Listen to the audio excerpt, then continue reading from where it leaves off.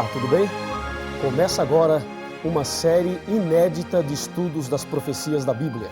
Esta é a série O Grande Conflito e o tema de hoje é o livro que revela tudo.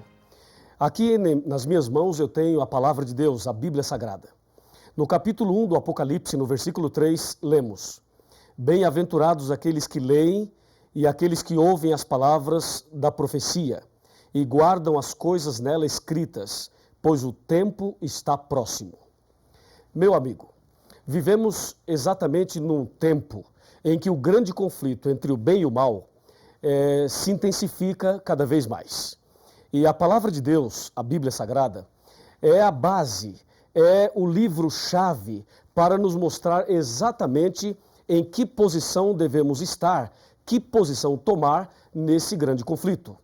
Por exemplo, para que você seja bem-sucedido e seja vitorioso nessa guerra entre o bem e o mal, é preciso conhecer algumas coisas importantes sobre a Bíblia. A Bíblia Sagrada tem 66 livros, sendo 39 no Velho Testamento e 27 no Novo Testamento. Ela foi escrita por aproximadamente 40 pessoas, num período de aproximadamente 1.600 anos. Ela já foi escrita originalmente em 3 línguas, na língua hebraica, na língua grega e na língua aramaica. E este sagrado livro tem como autor o nosso Deus. Ele deixou esse sagrado livro para que nós pudéssemos conhecer a sua vontade e para que pudéssemos também saber a revelação dele para a nossa vida nesse contexto da luta entre o bem e o mal. Me acompanhe agora que eu tenho algo muito importante a te mostrar. Por exemplo, a Bíblia Sagrada está subdividida em 5 pequenas partes. A primeira parte é história, a segunda é poesia, a terceira profecia, a quarta evangelhos e a última cartas. Vamos analisar uma a uma. Por exemplo, história. Os livros históricos da Bíblia começam em Gênesis e vai até o livro de Esther, incluindo o livro de Atos dos Apóstolos, que se encontra no Novo Testamento. A parte histórica da Bíblia, aproximadamente 90% do que está escrito lá se entende como se lê. E apenas 10%, mais ou menos, foi escrito numa linguagem simbólica profética. Então, entenda bem, a parte histórica da Bíblia são os livros que registram a história da criação, a história de Adão e Eva, a história da queda, a história de Davi e Golias, de Sansão e Dalila, do povo de Israel, os livros históricos. Esta é a primeira parte da Bíblia. A segunda é poesia. A poesia são livros que foram escritos numa linguagem poética. Por exemplo, eu tenho aqui Jó, Salmos, Provérbios, Cantares, ou seja, Cântico dos Cânticos. E também o livro de Eclesiastes. Esses livros são poéticos. E de todos eles, a poesia mais conhecida se encontra nos Salmos, que é o Salmo 23. Lembra? O Senhor é meu pastor e nada me faltará. São os livros poéticos. Destes, aproximadamente 85% do que está escrito lá se entende também como se lê. E aproximadamente 15% é numa linguagem também simbólica, figurativa. A terceira parte é a parte da profecia, que envolve o livro do Apocalipse e também o livro de Daniel. A parte profética começa em Isaías, vai até Malaquias e, repito, inclui o Apocalipse e também o livro de Daniel. Esses livros proféticos são os livros que apresentam de forma mais clara e de forma bem contundente esse grande conflito entre o bem e o mal. Entendeu? E aqui é bom que você preste muita atenção, eu tenho aqui as informações bem atualizadas sobre tudo isso. Por exemplo, o livro do Apocalipse é o livro mais difícil de se entender. E também o livro de Daniel. Mas existem outros livros proféticos, como acabei de mencionar a você. Esta é a terceira parte da Bíblia. E 95% da profecia não se entende como se lê. Veja, os livros históricos e poéticos, se você ler nesses livros, água é água mesmo. Se você ler mulher, é mulher mesmo. Vento também é isso mesmo. Ou seja, se entende como se lê. Mas na profecia não se entende como se lê. Água significa outra coisa, mulher significa também uma outra coisa, e assim sucessivamente. A quarta parte da Bíblia é a parte dos evangelhos.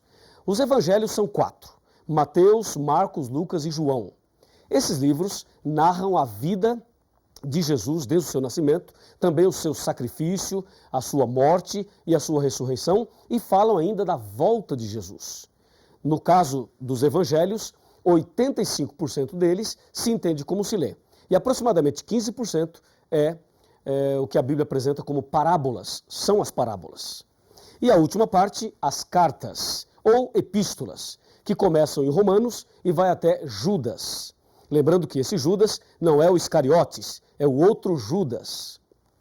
Assim, nós temos as 5 partes da Bíblia. Pensa comigo e me acompanhe no raciocínio agora. Esse raciocínio das 5 partes da Bíblia, eu penso que é a mais importante para que você entenda exatamente o que é e como entender a Bíblia Sagrada. Voltemos o nosso pensamento um pouquinho para a parte histórica. A parte histórica da Bíblia, os primeiros livros especialmente. Esses livros são fundamentais. Porque, na verdade, lá no começo, em Gênesis, especialmente, também Êxodo, especialmente esses dois, eles narram para nós o início desse conflito. E se você ligar Gênesis e Êxodo com o Apocalipse, vai perceber que esse conflito entre o bem e o mal começou no céu. Apocalipse 12, versículo 7. Depois, a parte poética vem trazendo mensagens de esperança, de conforto e de segurança. Depois nós temos as profecias, que eu vou falar por último. Vamos agora para os evangelhos, que são 4. O caso dos evangelhos é um caso muito interessante, porque 85% deles se entende como se lê. Pensa comigo o seguinte, Jesus estava andando e encontrou um homem cego, ok? Colocou a mão sobre ele e disse, vê, e o cego viu. Eu pergunto, isto é simbólico ou isto aconteceu de fato? Com certeza, aconteceu de fato. Pense num outro acontecimento. Jesus estava caminhando, encontrou um paralítico e disse a ele, que queres que eu te faça? E o paralítico disse, Senhor, eu quero ficar bom, eu quero andar. E Jesus então diz, levanta-te, toma a tua cama e anda. E o paralítico levantou e andou. Isto é simbólico ou é literal? Com certeza é literal, porque isto aconteceu de fato. Agora pense de outra forma. Jesus disse certa ocasião, eu sou o bom pastor e você é a ovelha. Eu pergunto, você é uma ovelha? Claro que não, você é uma pessoa, tem 2 pernas, 2 pés. Uma ovelha tem 4, não é verdade? Então você não é uma ovelha, mas Jesus disse que você é uma ovelha e disse que ele é o pastor. Aí você tem uma linguagem simbólica, uma linguagem figurativa. Jesus também mencionou e advertiu com respeito ao trigo e o joio.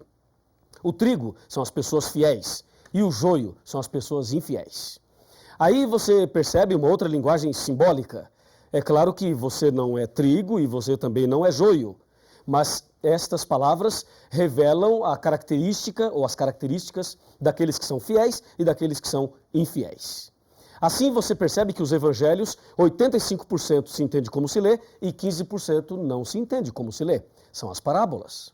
E as cartas também. As cartas ou as epístolas, 90% se entende como se lê e 10% não. Mas o mais interessante está ligado à profecia. As profecias da Bíblia, elas foram escritas numa linguagem simbólica, especialmente o Apocalipse, o livro de Daniel. São carregados de simbolismos, e isto é algo que preocupa muita gente. E há muitas pessoas que não gostam de estudar a profecia porque não entendem. Vamos observar algumas coisas da profecia. Abra sua Bíblia aí, eu vou abrir a minha aqui também para dar um exemplo. Vejamos Apocalipse capítulo 7, versículo 1. Aqui diz, abriu a sua Bíblia? Ok? Então vamos ler. Depois disto vi 4 anjos em pé nos 4 cantos da terra, conservando seguros os 4 ventos da terra, para que nenhum vento soprasse sobre a terra, nem sobre o mar, nem sobre árvore alguma. Percebeu alguma coisa diferente? Se você não percebeu, eu vou ajudá-lo. Aqui diz que tem 4 anjos nos 4 cantos da terra, segurando os ventos. Primeiro problema, a terra é quadrada? Ou é retangular para ter 4 cantos? Não, a terra é redonda. Ela não tem 4 cantos. Ora, se não tem 4 cantos, por que o Apocalipse fala que tem 4 anjos nos 4 cantos da terra? Percebeu? A profecia não se entende como se lê. E mais, diz que os 4 anjos estavam segurando os ventos. Será que dá para segurar os ventos?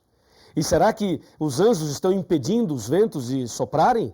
Claro que não, porque se isto acontecesse, nós estaríamos mortos. Então ficou claro que a profecia não se entende como se lê. E aí você deve pensar, pastor, como é que se entende? Calma, nós vamos chegar lá. Esse é apenas o primeiro estudo dessa série. Veja um outro exemplo. Abra sua Bíblia em Apocalipse 12 e confira comigo o que diz o Apocalipse 12. Versículo 1.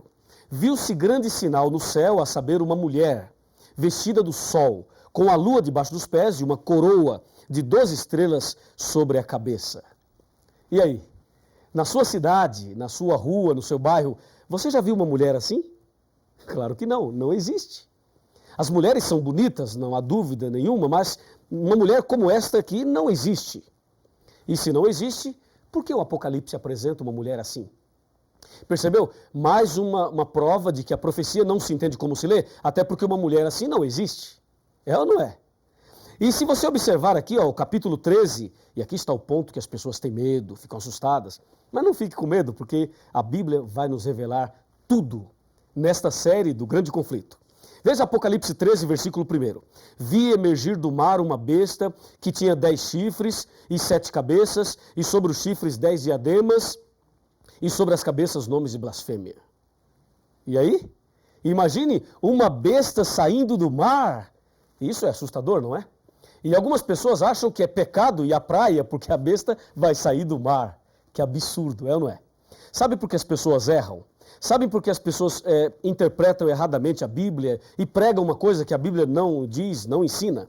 É justamente porque não estudam a Bíblia. E você está de parabéns porque está aqui hoje estudando a Bíblia conosco. Em São Mateus capítulo 22, versículo 29, está escrito assim, errais por não conhecer as Escrituras e nem o poder de Deus. Esse é o problema das pessoas. Não estudam a Bíblia, por isso erram.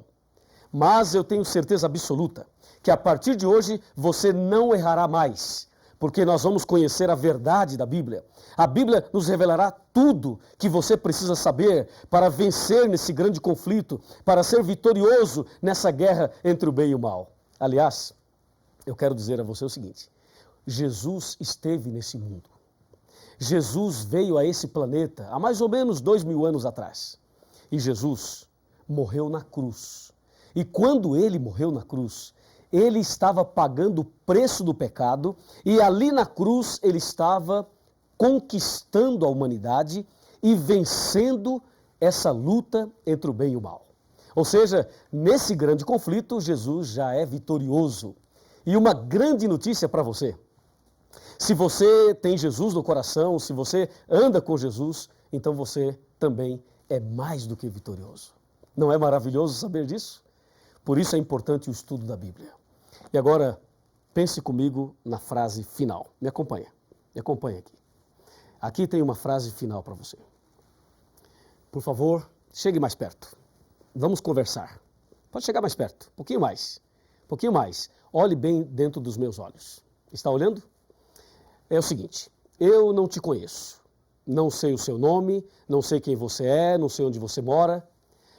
Mas eu sei que você deve ter suas lutas, seus problemas, suas dificuldades. Deus conhece você e Deus também me conhece. E eu não sei exatamente por que você está aqui hoje estudando a Bíblia. Mas uma coisa eu te digo, em nome de Jesus. Em João 8,32 está escrito aqui na palavra de Deus o seguinte: e conhecereis a verdade, e a verdade vos libertará. Se você conhecer a verdade a partir de agora, se você fizer essa série completa, você vai conhecer toda a verdade. E Deus vai libertar você. Vai transformar sua vida. Vai fazer de você a pessoa mais feliz do mundo. E nesse grande conflito, você será vitorioso. Você será vitoriosa. Presta atenção, minha amiga. Presta atenção, meu amigo. Eu vou orar por você. E Deus te dará vitória nesse dia e nessa série de estudos bíblicos. Você não quer aceitar fazer o curso completo e não quer ter Jesus no coração e você não deseja ser vitorioso também nessa guerra entre o bem e o mal? Que pergunta que eu estou fazendo. É claro que você deseja, é claro que você quer. E se você assim deseja, se você quer isto, então feche os seus olhos e vamos falar com Deus. Querido Pai Celestial, muito obrigado por esse primeiro estudo da Tua Palavra. Ela é lâmpada para os nossos pés e luz para os nossos caminhos. Ela revela Jesus, aquele que já venceu na cruz em nosso lugar. Ajuda-nos agora a conhecer melhor a Tua Palavra e a andar nos Teus caminhos. Abençoe essa pessoa que está orando comigo nesse instante e envia o Espírito Santo para fazer um milagre na vida desta pessoa que tanto necessita. Em nome de Jesus. Amém.